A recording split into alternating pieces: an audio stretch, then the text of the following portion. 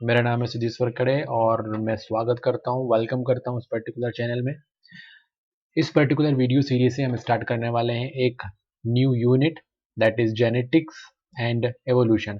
Genetics और evolution class 12th के students के लिए काफ़ी इम्पोर्टेंट है और ये बोर्ड एग्जामिनेशन को हेल्प करेगा अगर आप पूरा वीडियो सीरीज को आप कंप्लीट करते हैं तो। इस पर्टिकुलर वीडियो में हम एनसीईआरटी को कंप्लीट करेंगे और जैसा कि आप जानते हैं कि एनसीईआरटी किसी भी कंपटीशन एग्जाम को फाइट करने के लिए बहुत ज़रूरी होता है उसको कंप्लीट करना।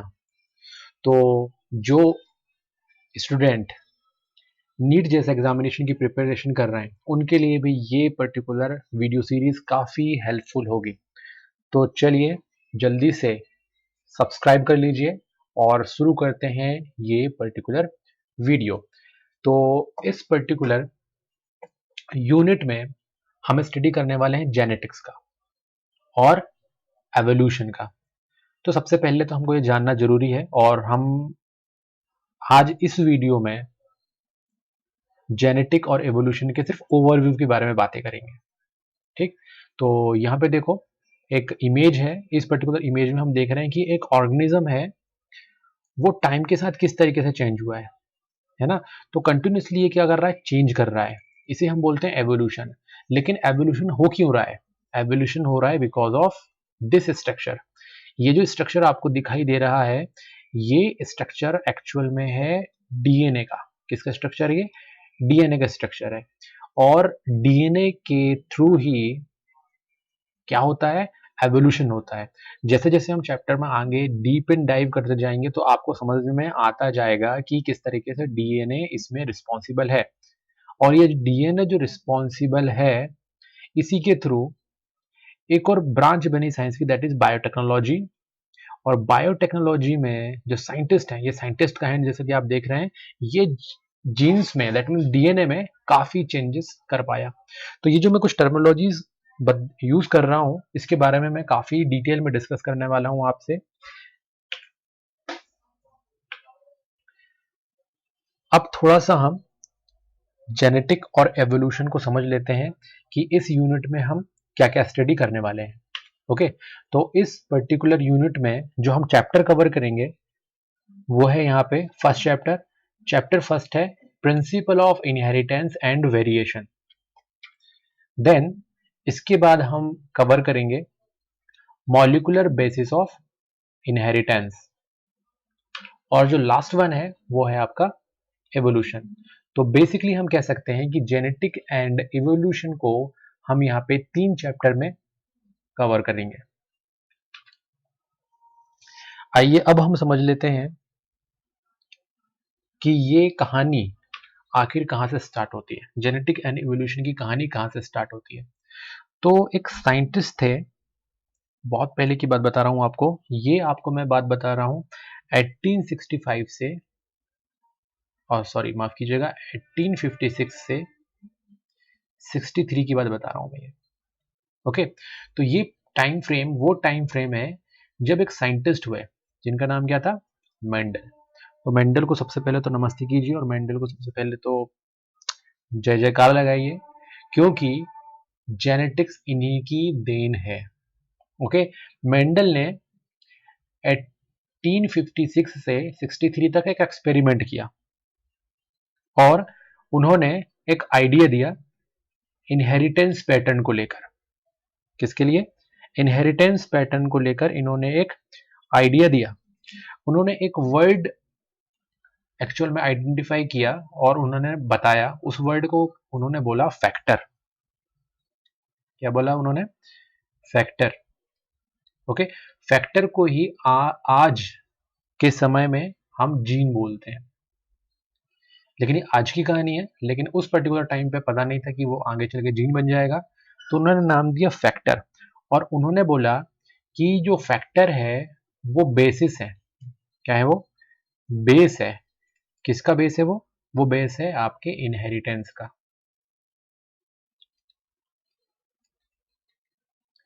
इनहेरिटेंस का बेस बोला उन्होंने फैक्टर को। और इसके अलावा उन्होंने बताया कि कुछ कैरेक्टर्स होते हैं कुछ कैरेक्टर्स होते हैं जैसे कि फिनोटाइप।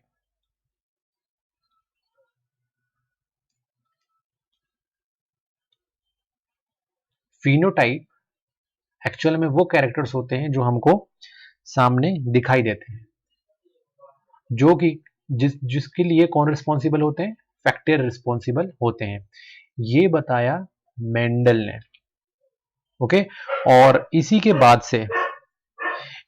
बाद से स्टार्ट हुआ एक स्पेसिफिक ब्रांच का फॉर्मेशन, और वो ब्रांच था मॉलिक्यूलर बायोलॉजी। मेंडल के बाद से जो नेक्स्ट सेंचुरी थी, ये 1856 और 63 की मैं बात कर रहा हूँ, जब उन्होंने अपना एक्सपेरिमेंट किया था, तो इस पर्टिकुलर टाइम फ्रेम में इनको ज़्यादा कोई रिस्पॉन्स नहीं मिला था एज अ साइंटिस्ट। लेकिन next century, that means 19th century में ये बहुत बड़ा हाइप लिया इसने, और इसी के बेसिस पे मॉलिक्यूलर बायोलॉजी, जो आज एक बहुत बड़ी ब्रांच है, वो बनी। हम पढ़ेंगे बाद में, हम यहाँ पे इसमें बताऊंगा तुमको कि एक्चुअल में यहाँ पे फिनोटाइप क्या होते हैं और जीनोटाइप क्या होते हैं। मॉलिक्यूलर बायोलॉजी के डेवलपमेंट में काफी साइंटिस्ट का कंट्रीब्यूशन था, जिसमें से वाटसन, क्रिक, नीरेनबर्ग, खुराना, कॉरेनबर्ग, बेंजर, मोनार्ड और ब्रेनर, इन जैसे साइंटिस्टों ने पार्टिसिपेट किया था मॉलिक्यूलर बायोलॉजी के डेवलपमेंट के लिए। ओके, तो यहाँ पे एक और वर्ड थोड़ा सा मैं तुमको बता दूं, ये है आपका क्या, जीनोटाइप।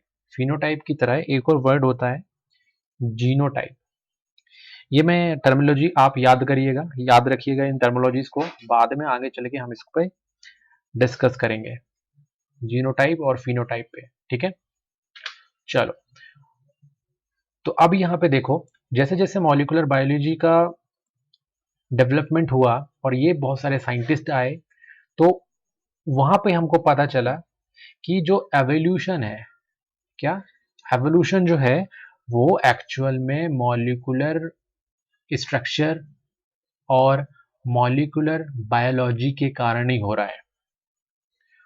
और इसके पुख्ता सबूत हमें तब मिले जब हमारे पास कुछ कुछ नई ब्रांचेस आई साइंस की, और हमने उनको स्टडी करना स्टार्ट किया।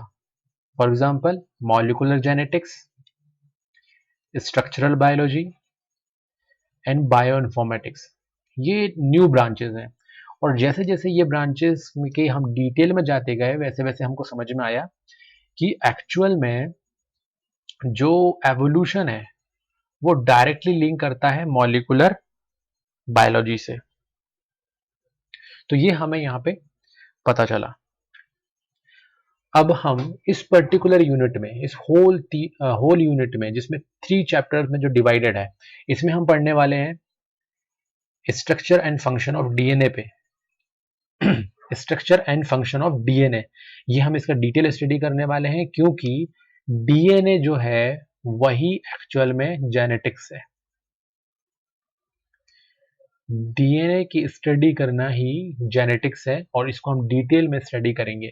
और इसी के बेसिस पे हमारे पास एक थ्योरी है जिसको हम बोलते हैं एवोल्यूशन। तो हम बहुत अच्छी एक स्टोरी पढ़ने वाले हैं, इसको हम लाइफ की स्टोरी बोल सकते हैं। हम यहाँ पे जो है, ह्यूमंस यहाँ पे जो है, उसकी स्टोरी भी इसी एवोल्यूशन की थ्योरी से जुड़ी हुई है। तो सबसे पहले यूनिट के जो 2 टर्म्स हैं, जेनेटिक्स और एवोल्यूशन, दोनों को ही हम एक बार डिस्कस कर लेते हैं। तो चलिए सबसे पहले हम देख लेते हैं यहाँ पे जेनेटिक्स। जेनेटिक्स किसको बोलेंगे? जेनेटिक्स का हम बोलेंगे study of gene. Simple word, बहुत ही सिंपल वर्ड बताऊंगा मैं आपको, ऐसा कुछ ज्यादा टिपिकल चीजें नहीं बताने वाला। दैट मीन्स कि टिपिकल नहीं लगेगा आपको, बहुत इजी लगेगा। Study of genes, study of gene जो है उसको हम बोलते हैं जेनेटिक्स। ओके, और अगर हम इसमें एक और पॉइंट ऐड कर दें कि जीन की स्टडी के साथ साथ अगर हम एक और पॉइंट, छोटा सा पॉइंट अगर हम ऐड करें, और वो हम पॉइंट ऐड करते हैं यहाँ पे हेरिडिटी। क्या ऐड कर दें यहाँ पे? Heredity. Study of gene and heredity, that is genetics. अब यहाँ पे हेरिडिटी क्या है? अब क्वेश्चन अराइज होना लाजमी है कि एक्चुअल में यहाँ पे हेरिडिटी क्या है। Study of gene and study of heredity, that is genetics. But what is heredity? Heredity का यहाँ पे मतलब होता है passing of character from parent to offspring. अगर कोई पर्टिकुलर कैरेक्टर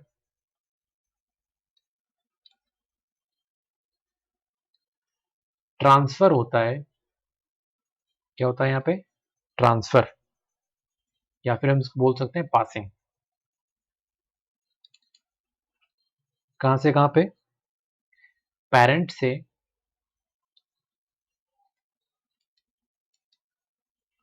ऑफ स्प्रिंग, इसको हम प्रोजेनी भी बोल सकते हैं।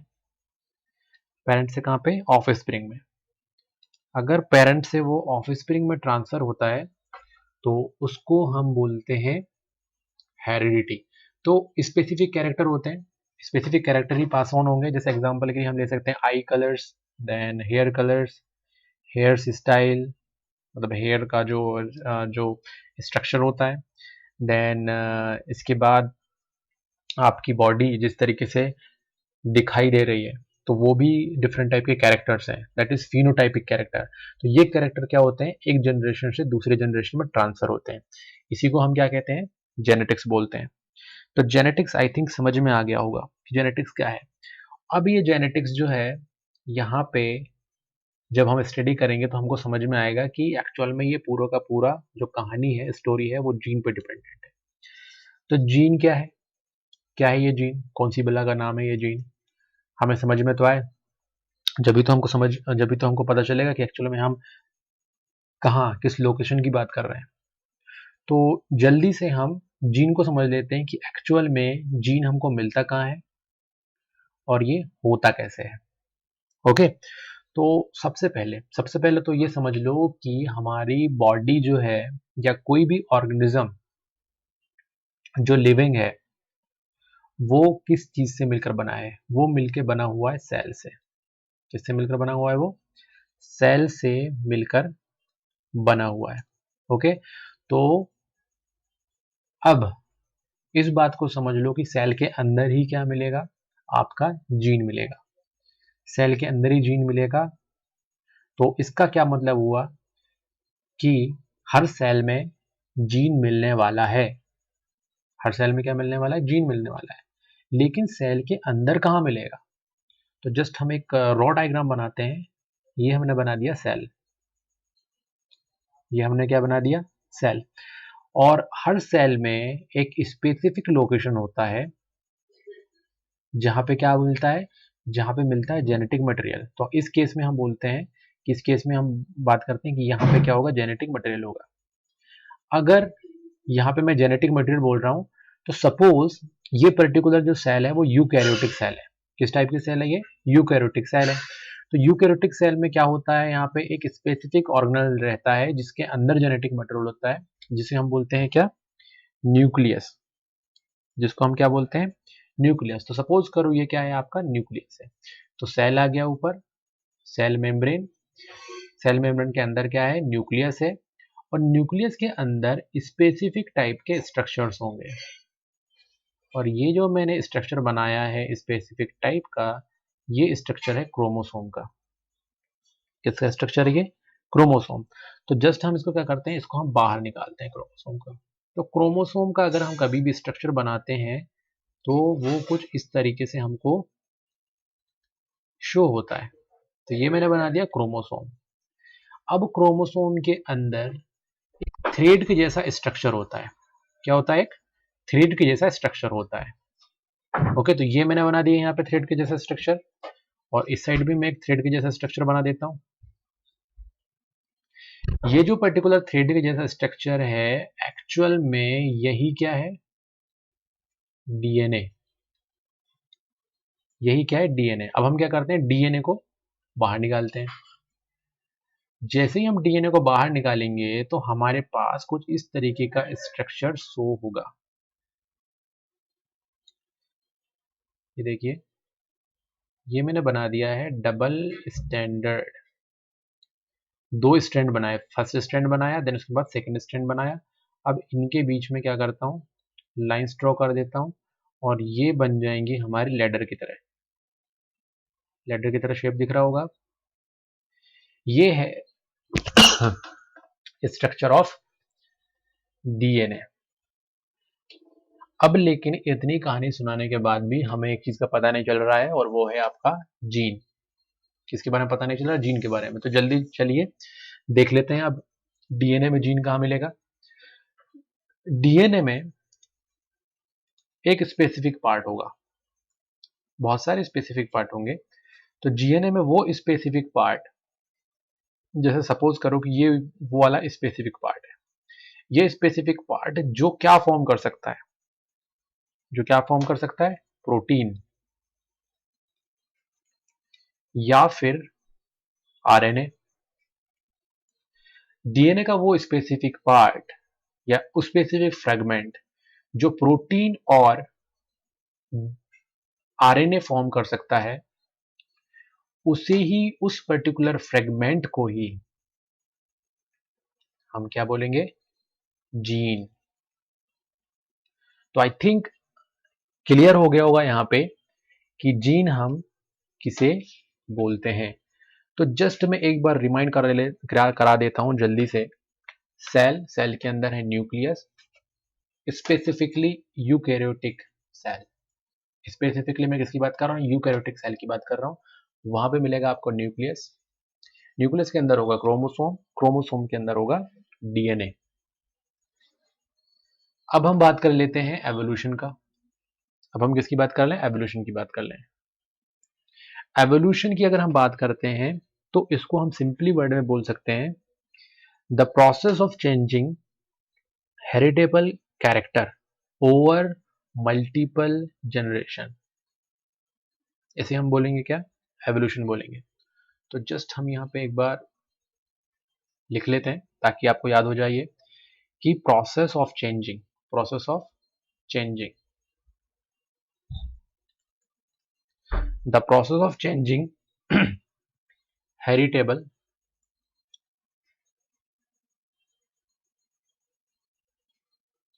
the process of changing heritable character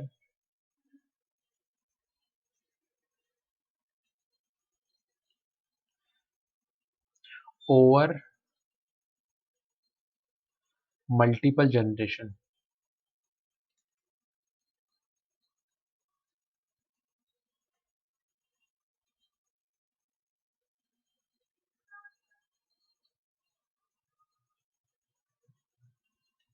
that is evolution। कोई पर्टिकुलर कैरेक्टर जो कि हेरिटेबल कैरेक्टर एक्चुअल में, जो कि एक जनरेशन से दूसरी जनरेशन में जा सकता है, अगर वो चेंज होने लग जाए, मल्टीपल जनरेशन तक क्या हो जाए, वो चेंज हो जाए, तो उसको हम क्या बोलते हैं, एवोल्यूशन बोलते हैं। एवोल्यूशन को हम बोलते हैं चेंजिंग।